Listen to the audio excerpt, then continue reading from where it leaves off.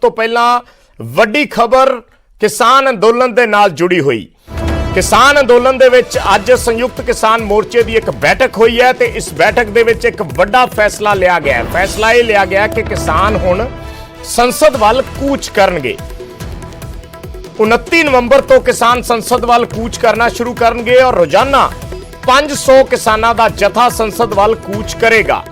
26 ਨਵੰਬਰ ਨੂੰ ਦੱਸ ਦਈਏ ਕਿ ਦਿੱਲੀ ਮੋਰਚੇ ਨੂੰ 1 ਸਾਲ ਪੂਰਾ ਹੋ ਰਿਹਾ ਹੈ, ਕਿਸਾਨ ਅੰਦੋਲਨ ਨੂੰ 1 ਸਾਲ ਪੂਰਾ ਹੋ ਰਿਹਾ ਹੈ ਤੇ 29 ਨਵੰਬਰ ਤੋਂ ਕਿਸਾਨਾਂ ਨੇ ਸੰਸਦ ਵੱਲ ਕੂਚ ਕਰਨ ਦਾ ਐਲਾਨ ਕੀਤਾ ਹੈ। ਸੰਯੁਕਤ ਕਿਸਾਨ ਮੋਰਚੇ ਦੀ ਮੀਟਿੰਗ ਦੇ ਵਿੱਚ ਇਹ ਫੈਸਲਾ ਲਿਆ ਗਿਆ ਕਿ 29 ਨਵੰਬਰ ਨੂੰ ਕਿਸਾਨ 500 ਦਾ ਜਥਾ 500 ਦਾ ਜਥਾ ਸਿੰਘੂ ਬਾਰਡਰ ਤੋਂ ਤੇ 500 ਦਾ ਜਥਾ ਟਿਕਰੀ ਬਾਰਡਰ ਤੋਂ ਇਹ ਸੰਸਦ ਵੱਲ ਕੂਚ ਕਰਿਆ ਕਰੇਗਾ। 29 ਨਵੰਬਰ ਤੋਂ ਇਹ ਕਿਸਾਨਾਂ ਵੱਲੋਂ ਐਲਾਨ ਕੀਤਾ ਗਿਆ ਹੈ। ਹਾਲਾਂਕਿ ਪਹਿਲਾਂ ਇਹ ਚਰਚਾ ਸੀ ਕਿ ਇੱਕ ਟਰੈਕਟਰ ਮਾਰਚ ਕੱਢਿਆ ਜਾਏਗਾ ਜਾਂ ਕਿਸਾਨ 26 ਨਵੰਬਰ ਨੂੰ ਹੀ ਸੰਸਦ ਨੂੰ ਘੇਰਨਗੇ। ਇਸ ਤਰੀਕੇ ਦੇ ਐਲਾਨ ਗੁਰਨਾਮ ਸਿੰਘ ਚੜੂਨੀ ਹੋਰਾਂ ਵੱਲੋਂ ਜ਼ਰੂਰ ਕੀਤੇ ਗਏ ਸੀ, ਪਰ ਸੰਯੁਕਤ ਕਿਸਾਨ ਮੋਰਚੇ ਦੀ ਬੈਠਕ ਦੇ ਵਿੱਚ ਇਸ ਬਾਬਤ ਅੰਤਮ ਫੈਸਲਾ ਲਿਆ ਜਾਣਾ ਸੀ। ਸੋ ਸੰਯੁਕਤ ਕਿਸਾਨ ਮੋਰਚੇ ਦੀ ਬੈਠਕ ਦੇ ਵਿੱਚ ਇਹ ਫੈਸਲਾ ਲਿਆ ਗਿਆ ਹੈ ਕਿ 29 ਨਵੰਬਰ ਤੋਂ ਰੋਜ਼ਾਨਾ 500 ਕਿਸਾਨਾਂ ਦਾ ਜਥਾ ਜਿਹੜਾ ਹੈ ਉਹ ਸੰਸਦ ਵੱਲ ਕੂਚ ਕਰੇਗਾ ਔਰ 26 ਨਵੰਬਰ ਤੋਂ ਕਿਸਾਨਾਂ ਦੀ ਗਿਣਤੀ ਵਧਾਈ ਜਾਏਗੀ ਸਿੰਘੂ ਬਾਰਡਰ ਤੇ।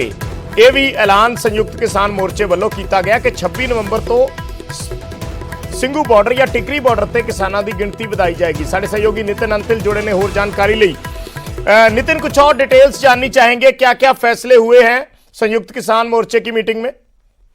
जी बिल्कुल, जिस तरह से आज का जो दिन निर्धारित किया गया था, संयुक्त किसान मोर्चा के आला नेता इस बैठक में शामिल हुए और जिसकी आस लगाई जा रही थी कि सबसे पहले तो ये रहा कि बैठक के बाहर ही जो दिल्ली कूच को लेकर नारेबाजी हुई और उसके बाद किसान नेता गुरुनाम चड़ूनी वहां से नाराज होकर चले गए और उसके बाद जो किसान नेता जगदीश सिंह डल्लेवाला वो मीडिया से संबोधित किया और उन्होंने जानकारी दी कि 26 जनवरी से किसानों के जो सिंघू बॉर्डर पर हो या टीकरी हो या गाजीपुर बॉर्डर हो उसको मजबूत किया जाएगा, किसानों की संख्या बढ़ाने पर जोर दिया जाएगा।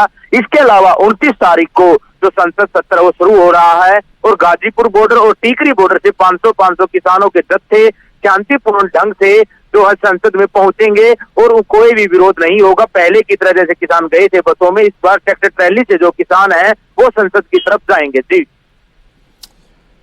नितिन, इसकी की कोई रणनीति उलीकी गई है? किस तरीके नाल 500 किसान जाणगे? की कोई ट्रैक्टर मार्च होएगा या पहला जिस तरीके नाल किसानां ने जंतर मंतर ते प्रोटेस्ट उलीके सी कि एक बस दे विच लिजाया जाएगा या एडमिनिस्ट्रेशन जिस तरीके नाल पहला नाल लैके जांदी सी, कि कुछ ऐसी कुछ रणनीति ते गलबात हुई है?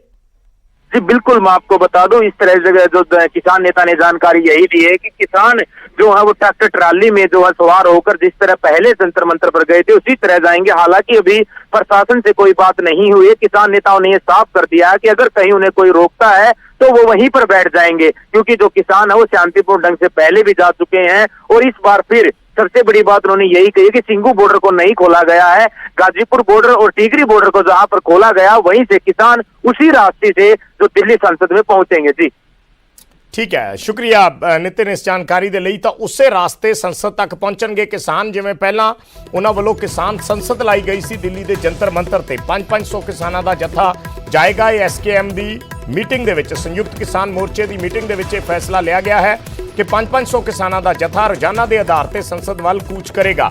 26 नवंबर ਨੂੰ किसान अंदोलन ਨੂੰ 1 ਸਾਲ ਪੂਰਾ ਹੋਣ ਜਾ ਰਿਹਾ ਹੈ। 26 ਨਵੰਬਰ ਤੋਂ ਸੰਯੁਕਤ ਕਿਸਾਨ ਮੋਰਚੇ ਨੇ ਬਾਰਡਰਾਂ ਤੇ ਗਿਣਤੀ ਵਧਾਉਣ ਦੀ ਗੱਲ ਕਹੀ ਹੈ। ਹੋਰ ਕਿਸਾਨਾਂ ਨੂੰ ਉੱਥੇ ਬੁਲਾਇਆ ਜਾਏਗਾ, ਉੱਥੇ ਗਿਣਤੀ ਵਧਾਈ ਜਾਏਗੀ ਤੇ ਉਸ ਤੋਂ ਬਾਅਦ ਰੋਜ਼ਾਨਾ 500 ਦਾ ਜਿਹੜਾ ਜੱਥਾ ਹੈ ਉਹ ਸੰਸਦ ਵੱਲ ਕੂਚ ਕਰਿਆ ਕਰੇਗਾ। ਹਾਲਾਂਕਿ ਹੋ ਸਕਦਾ ਅਗਲੇ ਦਿਨਾਂ ਦੇ ਵਿੱਚ ਪ੍ਰਸ਼ਾਸਨ ਦੇ ਨਾਲ ਵੀ ਇਸ ਬਾਬਤ ਕੋਈ ਮੀਟਿੰਗ ਹੋਵੇ, ਕਿਉਂਕਿ ਪ੍ਰਸ਼ਾਸਨ ਦੀ ਵੀ ਇਹ ਕੋਸ਼ਿਸ਼ ਰਹੇਗੀ ਕਿ ਕਿਸਾਨਾਂ ਨੂੰ 500 ਦੇ ਜਥੇ ਦੇ ਰੂਪ ਦੇ ਵਿੱਚ ਨਾ ਜਾਣ ਦਿੱਤਾ ਜਾਵੇ। ਪਹਿਲਾਂ ਵੀ ਜਦੋਂ ਕਿਸਾਨ ਸੰਸਦ ਦਾ ਐਲਾਨ ਕੀਤਾ ਸੀ ਉਸ ਵੇਲੇ ਵੀ ਪ੍ਰਸ਼ਾਸਨ ਨੇ ਪੂਰਾ ਇੱਕ ਪ੍ਰੋਗਰਾਮ ਤਿਆਰ ਕੀਤਾ ਸੀ। ਬੱਸਾਂ ਦੇ ਵਿੱਚ ਬਿਠਾ ਕੇ ਕਿਸਾਨ ਲੀਡਰਾਂ ਨੂੰ ਲਿਜਾਇਆ ਜਾਂਦਾ ਸੀ, ਲੀਡਰ ਅਗਵਾਈ ਕਰਦੇ ਸੀ ਔਰ ਬੱਸਾਂ ਦੇ ਵਿੱਚ ਬੈਠ ਕੇ ਉੱਥੇ ਪਹੁੰਚਦੇ ਸੀ ਔਰ ਸਮਾਂ ਸੀ ਜਿੰਨੀ ਦੇਰ ਸੈਸ਼ਨ ਚੱਲਦਾ ਸੀ ਉਨੀ ਦੇਰ ਉੱਥੇ ਕਿਸਾਨ ਸੰਸਦ ਲੱਗਦੀ ਸੀ, ਉਸ ਤੋਂ ਬਾਅਦ ਉਹ ਵਾਪਸ ਆ ਜਾਂਦੇ ਸੀ। ਹੁਣ ਇਸ ਦੀ ਕੀ ਰੂਪਰੇਖਾ ਹੋਏਗੀ, ਕਿਸ ਤਰੀਕੇ ਨਾਲ ਕਿਸਾਨ ਇਸ ਦੀ ਰੂਪਰੇਖਾ ਤਿਆਰ ਕਰਨਗੇ, ਉਹ ਅਗਲੇ ਦਿਨਾਂ ਦੇ ਵਿੱਚ ਸਪਸ਼ਟ ਹੋ ਜਾਏਗਾ।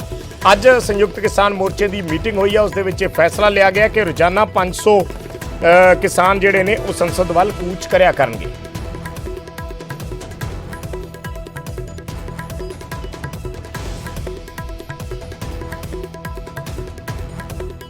ਸੋ ਸੰਯੁਕਤ ਕਿਸਾਨ ਮੋਰਚੇ ਦੀ ਮੀਟਿੰਗ ਦੇ ਵਿੱਚ ਅੱਜ ਇਹ ਵੱਡਾ ਫੈਸਲਾ ਹੋਇਆ ਹੈ। 29 ਨਵੰਬਰ ਦਾ ਦਿਨ ਮਿੱਥਿਆ ਗਿਆ ਸੰਸਦ ਵੱਲ ਕੂਚ ਕਰਨ ਦਾ। ਰੋਜ਼ਾਨਾ 5-500 ਦਾ ਜੱਥਾ ਸੰਸਦ ਵੱਲ ਕੂਚ ਕਰੇਗਾ। ਹਾਲਾਂਕਿ ਗੁਰਨਾਮ ਸਿੰਘ ਚੜੂਨੀ ਵੱਲੋਂ ਪਹਿਲਾਂ ਐਲਾਨ ਕੀਤਾ ਗਿਆ ਸੀ ਕਿ 26 ਨਵੰਬਰ ਨੂੰ ਅਸੀਂ ਸੰਸਦ ਘੇਰਾਂਗੇ, ਪਰ ਸੰਸਦ ਘੇਰਨ ਤੇ ਕਿਸਾਨਾਂ ਦਾ ਜੱਥਾ ਕੂਚ ਕਰਨ ਇਸ ਬਿਆਨ ਦੇ ਵਿੱਚ ਫਰਕ ਹੈ।